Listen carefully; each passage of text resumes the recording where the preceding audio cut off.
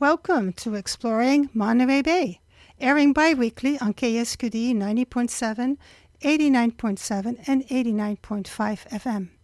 I'm your host, Matilda Rand. My guest on the phone today is Catherine Crockett, president of the Monterey Peace and Justice Center. Catherine Crockett worked for 32 years in information technology. She was relocated here from Texas and was totally involved with her work. After 13 years, she reached out to Sustainable Seaside, and her volunteer work grew exponentially. Catherine, can you hear us? Yes, I can hear you. Perfect. I am glad this worked. Welcome. Let's start with you telling us how you came to work for the Monterey Peace and Justice Center. Well, as you said, I was working in IT and working a lot of hours and wasn't involved in the community at all. And I did reach out and got involved with a group called Sustainable Seaside, and they're part of a broader organization in Monterey County, Communities for Sustainable Monterey County. And they met at the Peace Center. Back then it was called the Peace Resource Center. So I was spending my Saturday afternoons there volunteering.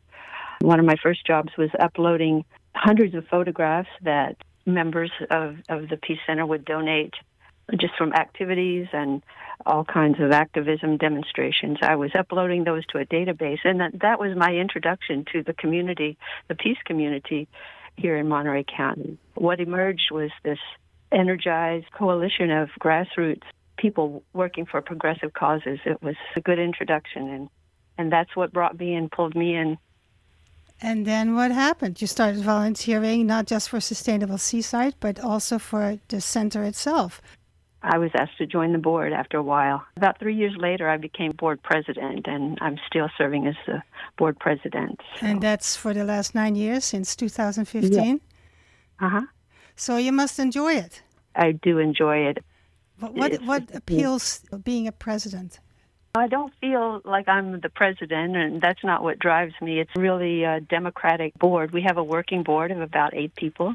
We work together and plan activities.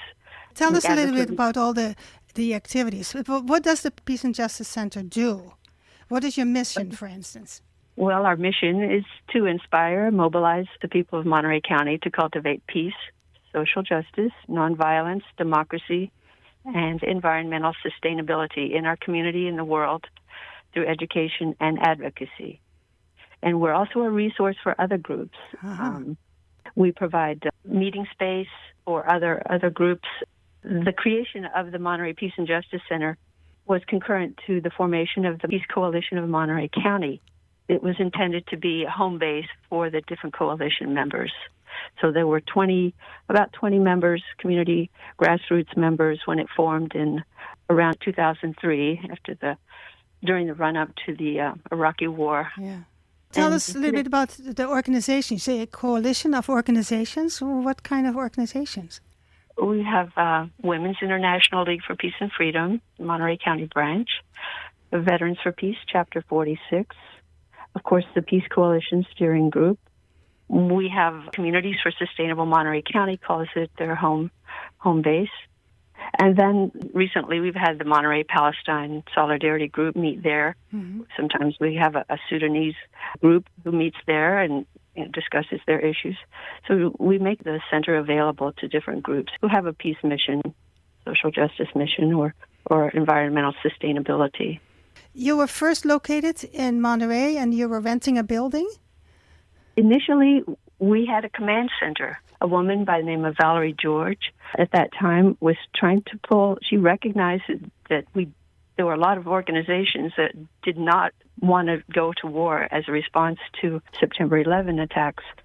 She was able to channel that energy and bring people together as part of this coalition here. So she operated a command center out of her kitchen in her home, and then she was able to get a rental space. It seemed like kind of a long shot to get a brick and mortar location at that time and be able to sustain it financially. But one of our members, Janet Wilson, in fact, she pushed for it. She said, we can do this. So 100 people donated $60 for that, paid for the rent, the first month's rent, and was able to set up that building. So here we are 20 years later. And then you moved from Monterey to Seaside in what year? 2004 is when we set up shop in Monterey, and then 2009 we set up shop in Seaside, so we're still there. I understand it's a residential building, and you also have like Taekwondo and some other interesting businesses around you? There are 4 businesses on the bottom floor. We're between the Taekwondo studio and a Zumba. Then upstairs there's several families who are living in apartments. Uh-huh. What kind of activities happen in your part of the building? In our part of the building, well, different groups meet there and strategize and plan their own events and actions. They also hold events there. We have audiovisual equipment, and we have computers and printers and a kitchen area. So we make those resources available. And we hold our own events there, too. We have speakers. One of our last speakers spoke about root causes of the war in Gaza. We plan our events at the So the Peace Center. computers are for the organizations, or can anybody come in and use the computers? Anybody can use them. It's a resource that we offer to the community and to these other organizations who come in. And you do have a lending library, right? We do have a lending library of books. We have a wide selection of books on environmental sustainability, books on peace, and a lot of classic books, and we make that available. That's one of the things we offer. And then, of course, you have nuclear disarmament. Are you affiliated with World Beyond War? Yes, we are. We are an affiliate of World Beyond War.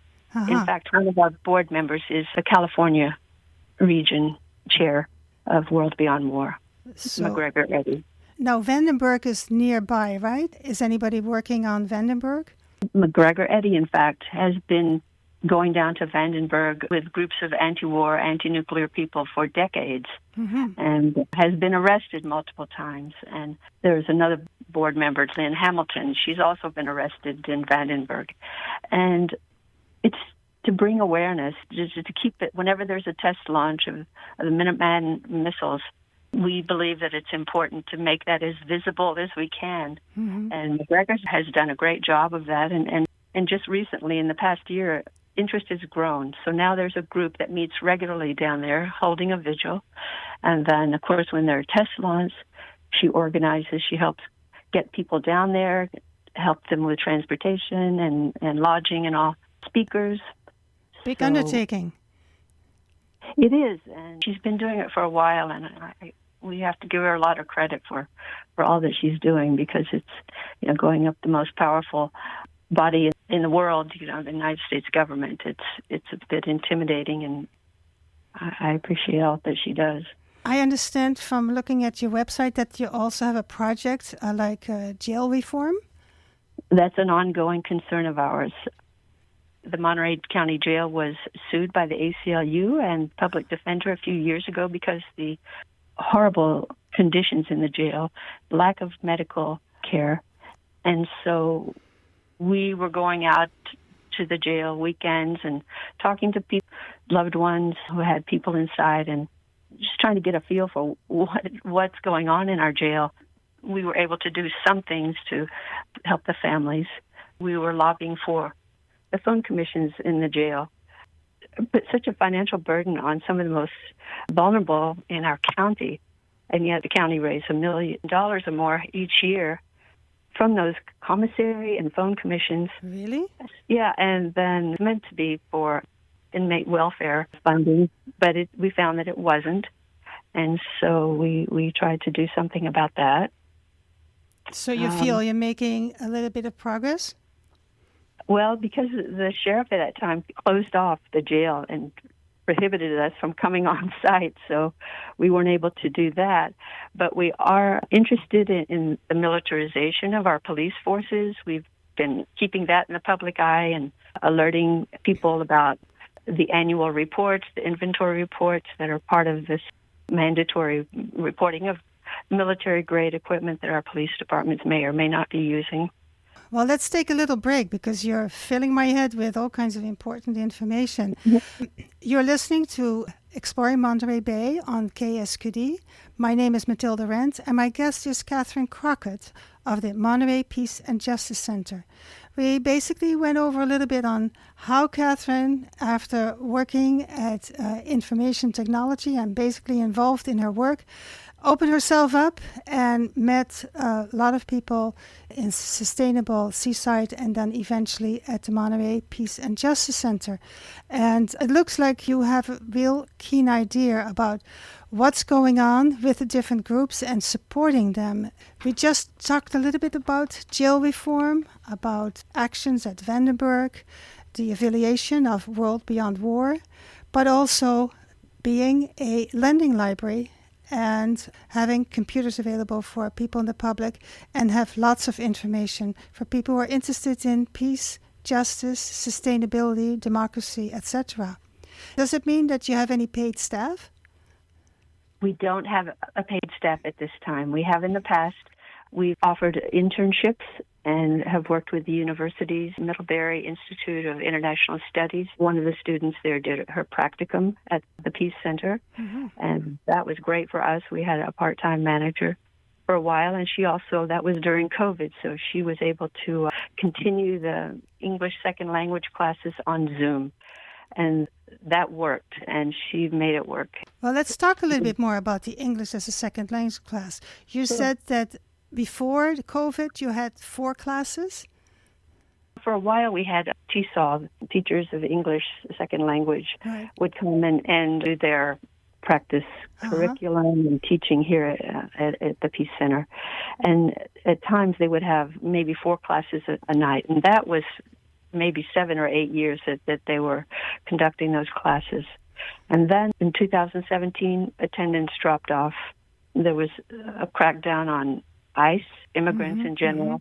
And there was a real fear in our community. So, and of course, the government, the president at that time was not exactly helping people to integrate themselves into our society and our communities. At present, how many classes a week do you have? So we currently have 3 classes a week. One of them is just a conversation. Then 2 nights a week we offer. Another instructor offers more structural and reading exercises, and it's a little more involved than just the conversation, English-Spanish conversation. And who is doing that? Who are the people who are leading the classes? Well, Carlotta Andrews is teaching the 2 nights a week, and Susan Morse is holding the conversation classes. Do you have regular students that come back week after week? We do have some. There's a mother and a daughter who come, and they've made a lot of progress improving their English. And practicing together at home? Practicing together at home. That is great. And of course, we customize the classes somewhat according to the needs of the students. If to rent an apartment or apply for a job or something, then we'll help them. Oh, you do that too? So that's part of the class. It's a very practical class. It's not just learning English, but also learning our agencies and institutions. That's one of our objectives, to integrate them into the community and make them feel like they do have agency. I went to your website, and I saw that you have a gallery space available for artists and photographers that highlights your work. Now, that's very interesting. Can you tell me more about that? Well, our last exhibit was a partnership with the League of Women Voters of Monterey County. They held a contest around the theme, Your Vote, Your Voice. And they put it out to the high school students in Monterey County, and got a lot of great art. And we were one of maybe 5 different sites. Most of them were libraries. But we had a gallery. We had exhibit of that art. We had an artist reception. Some of the students came and talked about their inspiration and their medium and how their approach to their art. And the level of art was just kind of amazing to see how mature and how seriously they took it and took the project. Where did the gallery space idea originate from? It's the walls of our Peace Center. We have kind of a straw matting over it that makes it look nice to mount photos and artwork. So it's small, but we love to see it, and we have enough events so that People can enjoy them. Yeah. People can enjoy it. Uh-huh. Yeah. What are your opening hours, by the way? We're just open to the public on Wednesday afternoons post-COVID shutdown. So it's 1 to 5:30 each Wednesday afternoon. And then by appointment, we're open for events or meetings. Mm-hmm. You can give us a call. And we do like to promote that we offer the space for organizations. We like the center used. What do you spend most of your time in? Because it looks like there's a lot of things going on. What is your particular role? I do publish the weekly peace calendar, that's a listing of events at the Peace Center and around the county. It's kind of a no-frills calendar, but it goes out to over 1,000 people. People send me content and the information about events that they're holding. Tell me about this one event that you're holding this Saturday. It really appeals to me. The Hiroshima-Nagasaki Remembrance at Lover Point Cove in Pacific Grove. Tell us about that. Yes, this is coming up Saturday, August 3rd from 7 to 9, and it's at Lovers Point Cove in Pacific Grove. It's our 20th Hiroshima-Nagasaki Remembrance and Peace Lantern Ceremony. It's organized by Women's International League for Peace and Freedom, the Monterey County branch, but it's in partnership with the Peace Center, Monterey Peace and Justice Center, the Peace Coalition, Veterans for Peace, the Monterey Peninsula Friends, that is the Quakers. Mm-hmm. And it's a beautiful event. We have speakers. First, we invite people to come and decorate the lanterns with a peace message. We attach them to rafts and pull them out at sunset over the cove with kayaks. This year we have Dr. Sharat Lin from San Jose. He's a research fellow, and he speaks on global economics and all kinds of issues. He's going to come and speak for the second time. He spoke last year, and he'll come again this year. Mm-hmm. But we have poets and singing messages of peace. Also, we open with a traditional taiko drumming. And so these lanterns are lit, and then they floating over the Lover Point Cove? Yes, at sunset it becomes very quiet. We have someone who plays the shakuhachi flute. It's a bamboo Japanese flute, and he's playing this serene music while the lanterns are being pulled across the cove by the kayaks, just slowly. I can just see it. Uh-huh. So that's this Saturday, 7 to 9 at Lover Point Cove in Pacific Grove. So tell us a little bit about how else, besides coming to these events, how can the public participate? We hold demonstrations down in Monterey. There's an area called Window on the Bay. It's near the shoreline. It's a big grassy park. It's kind of like a people's park. It has become that over the years. We promote ceasefire in Gaza and different peace issues, war and peace. Mm-hmm. So we invite people to come out. That's 4 to 5 every Friday at Window on the Bay in Monterey. And then people can take a look at the Peace Calendar and see what's going on at the Peace Center, and they're invited to come. They're invited to sign up for the Peace Calendar, and in doing so, let us know if you want to volunteer. That's great. So we better give them some information. So your website is peacecentral.org. Is that correct? Correct. Peace Central, one word.